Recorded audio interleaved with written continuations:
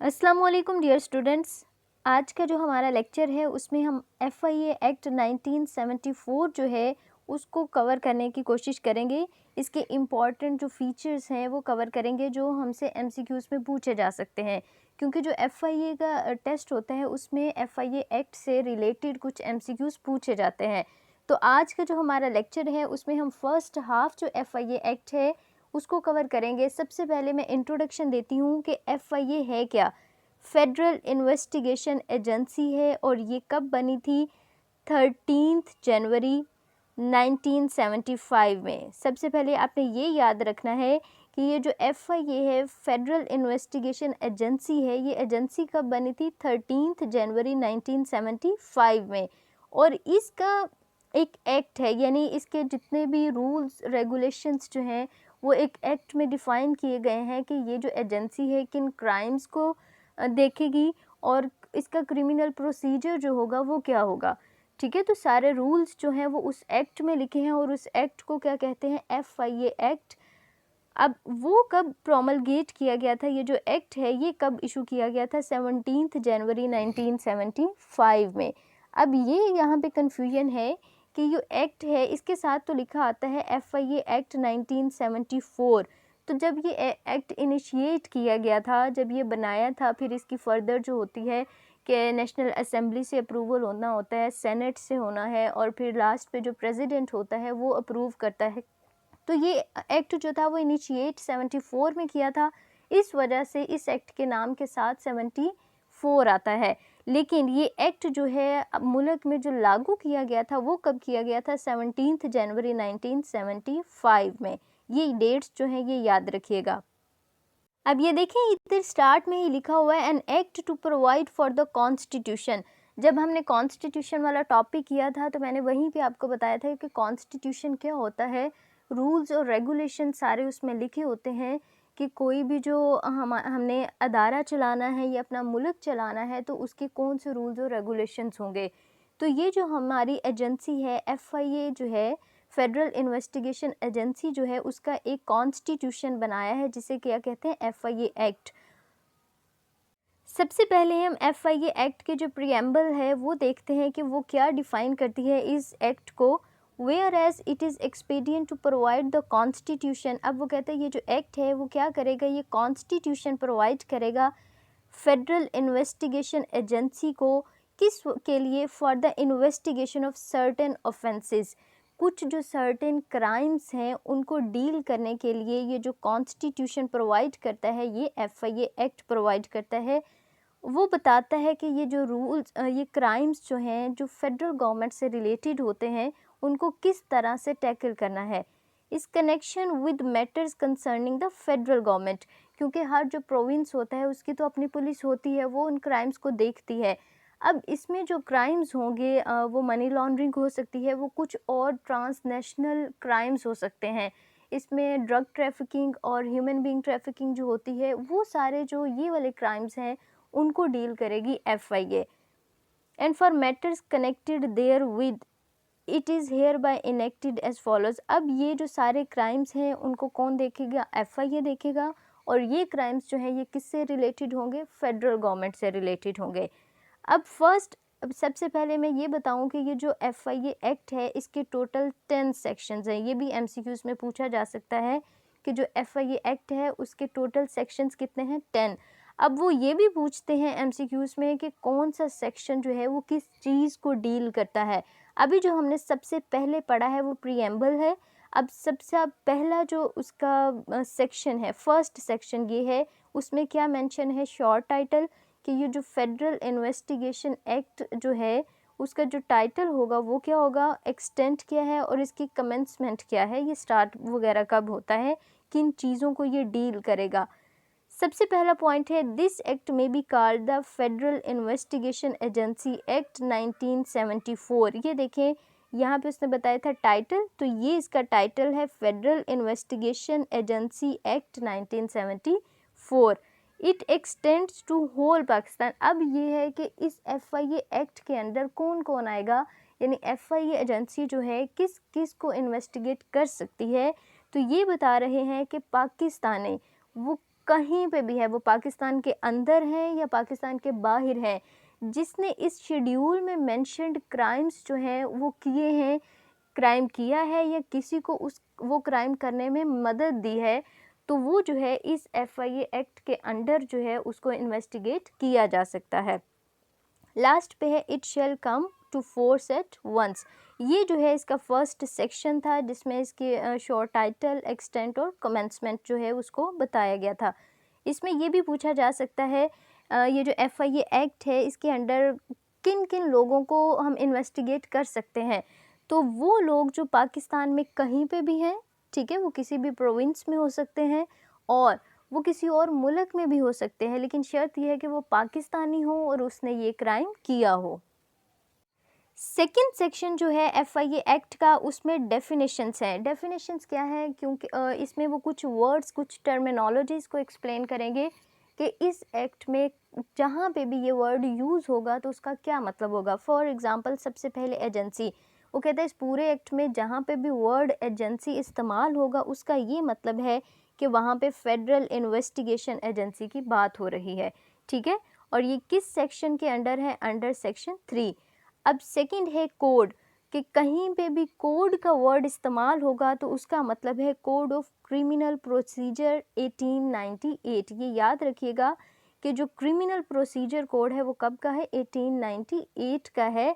और इसमें जो है सारे प्रोसीजर्स मेंशन किए होते हैं कि किसी भी क्रिमिनल को जो है कोई भी उसको किस तरह से प्रोसीड करना है। थर्ड है डायरेक्टर जनरल। डायरेक्टर जनरल का मतलब है डायरेक्टर जनरल ऑफ एजेंसी, यानी FIA का जो डायरेक्टर जनरल होगा वो इससे मुराद होगा। फोर्थ पे है प्रोविंशियल पुलिस। प्रोविंशियल पुलिस का मतलब होता है किसी भी प्रोविंस की जो पुलिस होती है, फॉर एग्जांपल वो पंजाब की हो सकती है, सिंध की, KP के, बलोचिस्तान, ठीक है।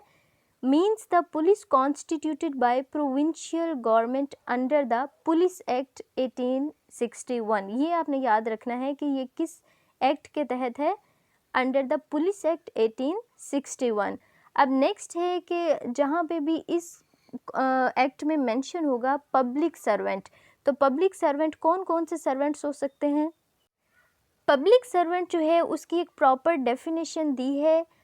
Public servant served as defined in section 21।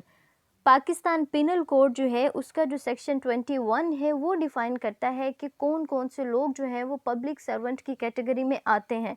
For example civil service servants हैं, ठीक है। उसके अलावा जो MNAs हैं, MPAs हैं, ये भी तो पब्लिक जो है उसको सर्व कर रहे होते हैं। तो जितने भी गवर्नमेंट एम्प्लॉयज़ हो गए, ठीक है, गवर्नमेंट एम्प्लॉयज़ भी हो सकते हैं। अब MNAs और MPAs जो हैं ये गवर्नमेंट एम्प्लॉयज़ नहीं है, लेकिन ये भी जो हैं ये पब्लिक सर्वेंट की कैटेगरी में आते हैं। और जितने भी एम्प्लॉयज़ वो किसी भी कॉरपोरेशन के हो गए, किसी और ऑर्गेनाइजेशन के, कंट्रोल्ड और administered by under the authority of federal government, जो कि फेडरल गवर्नमेंट के अंडर आएंगे। तो ये सारे जो हैं ये पब्लिक सर्वेंट कहलाते हैं। और पब्लिक सर्वेंट की डेफिनेशन कहाँ पे मेंशन्ड है, ये भी याद रखिएगा कि पाकिस्तान पिनल कोड जो है उसका जो सेक्शन 21 है, ठीक है, section 21 of Pakistan penal code जो है वो किसको डिफ़ाइन करता है, पब्लिक सर्वेंट की डेफिनेशन देता है कि कौन कौन से लोग जो है वो अंडर पब्लिक सर्वेंट कैटेगरी आते हैं।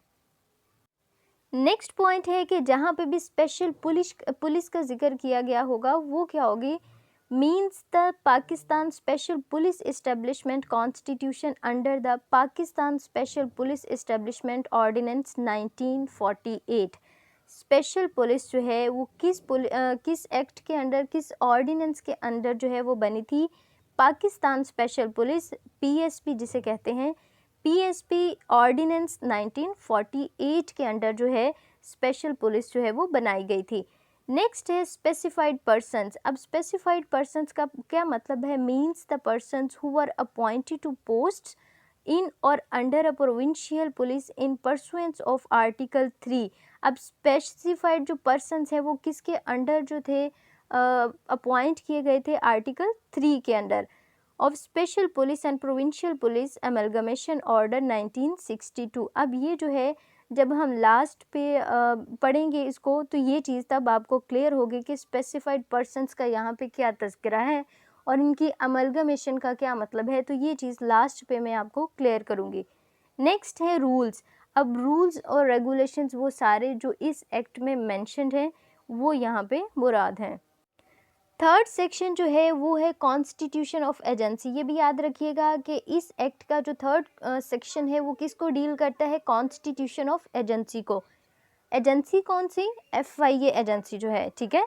अब उसका कॉन्स्टिट्यूशन क्या कहता है कि ये जो फेडरल गवर्नमेंट है उसके पास ये राइट है कि वो किसी भी टाइम कोई भी इंस्टीट्यूशन या कोई एजेंसी बना सकती है, जिसको नाम क्या दिया गया है, फेडरल इन्वेस्टिगेशन एजेंसी। अब इस एजेंसी का काम क्या है, to inquire, to investigate the offences specified in schedule. अब इस शेड्यूल में कुछ स्पेसिफाइड ऑफेंसेस हैं, क्राइम्स हैं जो मेंशन किए गए हैं कि FIA जो है वो उन क्राइम्स को डील करेगी। अब ये देखें उसमें कौन से हैं, इंक्लूडिंग एन अटेम्प्ट। अटेम्प्ट का मतलब है कि आपने वो क्राइम जो है वो अटेम्प्ट किया है, कॉन्स्पिरेसी टू कमिट, या फिर आप वो क्राइम जो है करने की साजिश अभी कर रहे हैं, and abetment of. Abetment of का मतलब होता है किसी दूसरे की आप वो क्राइम करने में मदद कर रहे हैं। अबेटमेंट का मतलब होता है किसी गलत काम में किसी की मदद करना, एनी सच ऑफेंसेस, ठीक है। अब ये जो सारे हैं उनको कौन डील करेगा, FIA डील करेगी। The agency shall consist of, अब वो नेक्स्ट बताता है कि ये जो FIA है, फेडरल इन्वेस्टिगेशन एजेंसी है, इसके मेंबर्स कौन कौन से होंगे। सबसे पहले वो बताता है कि इसको हेड कौन करेगा, डायरेक्टर जनरल। ये याद रखिएगा, ये MCQs में पूछा जाता है कि जो FIA है उसको हेड कौन करता है, डायरेक्टर जनरल करता है। और सेकेंड MCQs जो पूछा जाता है कि डायरेक्टर जनरल जो है उसको अपॉइंट कौन करता है, फेडरल गवर्नमेंट जो है उसको अपॉइंट करती है। And such number of other officers, और एजेंसी के जितने भी अदर मेंबर्स हैं, ठीक है, वो सब इंस्पेक्टर हो सकता है, वो असिस्टेंट डायरेक्टर हो सकता है, ठीक है, वो सारे जो है वो भी कौन अपॉइंट करेगा, फेडरल गवर्नमेंट अपॉइंट करेगा। अभी आप देखें जो FIA की सीट्स आई हैं, असिस्टेंट डायरेक्टर की भी और सब इंस्पेक्टर की भी, इंस्पेक्टर की भी सारी जो सीट्स हैं उसके जो टेस्ट है वो कौन कंडक्ट कर रहा है, FPSC कंडक्ट कर रही है। और FPSC जो है किसका अदारा है, फेडरल गवर्नमेंट का एक इंस्टीट्यूशन है, ठीक है। तो अब यहाँ से ये चीज़ क्लियर है कि डायरेक्टर जनरल हो या कोई दूसरे मेंबर्स जो होंगे वो इस एजेंसी के, उनको कौन हायर करेगी, कौन अपॉइंट करेगी, उनकी रिक्रूटमेंट कौन करेगा, फेडरल गवर्नमेंट जो है वो उसको रिक्रूट करेगी। यहाँ पे एक और MCQs बनता है कि ये जो FIA है ये किसके अंडर काम करता है। ये ऑटोनोमस इंस्टीट्यूशन नहीं है। ऑटोनोमस का मतलब होता है खुद मुख्तार, किसी को जवाबदेह नहीं होता। लेकिन ये जो FIA है, फेडरल इन्वेस्टिगेशन एजेंसी जो है, ये फेडरल गवर्नमेंट के अंडर है, ये ऑटोनोमस नहीं है। नेक्स्ट फोर्थ सेक्शन जो है, फोर्थ सेक्शन में है सुपरिंटेंडेंस कौन करेगा, सुपरवाइज इस एजेंसी को कौन करेगा, और इसकी जो एडमिनिस्ट्रेशन है, इसका सारा काम जो है उसको कौन देखेगा। अब यहाँ पे दोनों चीज़ें मेंशन्ड हैं। The superintendence of agency shall vest in federal government, यानी इस एजेंसी को सुपरवाइज कौन कर रही है, फेडरल गवर्नमेंट। जैसे मैंने अभी आपको मेंशन किया कि ये जो FIA है ये ऑटोनोमस जो है इंस्टीट्यूशन नहीं है, बल्कि ये फेडरल गवर्नमेंट के अंडर आता है। और सेकंड जो इसकी एडमिनिस्ट्रेशन है वो कौन देखेगा, the administration of agency shall vest in director general. जो DG होगा FIA का, वो सारी एडमिनिस्ट्रेशन जो है FIA की उसको देखेगा। और एक और चीज़ यहाँ पे मेंशन्ड है कि जो DG होता है, डायरेक्टर जनरल जो होता है FIA का, उसकी कौन कौन सी मतलब उसके पास कौन कौन सी अथॉरिटीज़ हैं। तो वो सारी अथॉरिटीज़ जो IG पुलिस के पास होती है, इन्वेस्टिगेशन जनरल ऑफ पुलिस जो होता है, IG जो पंजाब का हो गया, जैसे सिंध का IG हो गया, तो जो अथॉरिटीज़ IG पुलिस के पास होती हैं वही सारी अथॉरिटीज़ जो हैं वो DG FIA के पास होती हैं। इस आर्टिकल को हम पढ़ लेते हैं। The administration of agency shall vest in the director general who shall exercise in respect of agency such of powers. वो कहते हैं कि ये जो डायरेक्टर जनरल होगा उसके पास कौन सी पावर्स होंगी, of an inspector general of police, IG police जो होता है। अब IG पुलिस के सारे रूल्स कहाँ पे मेंशन्ड हैं, पुलिस एक्ट। अब पुलिस एक्ट कौन सा है, 1861 का, ठीक है, ये भी याद रखिएगा। As may be prescribed by rules, इसमें सारे रूल्स और रेगुलेशंस लिखे हैं कि जो IG पुलिस होगा उसके कौन से अथॉरिटीज़ होंगी, उसकी पावर्स कौन सी होंगी, और जो पावर्स आईजी पुलिस की होती हैं वही जो है डायरेक्टर जनरल जो होता है एफआईए का, उसकी अथॉरिटीज़ होती हैं।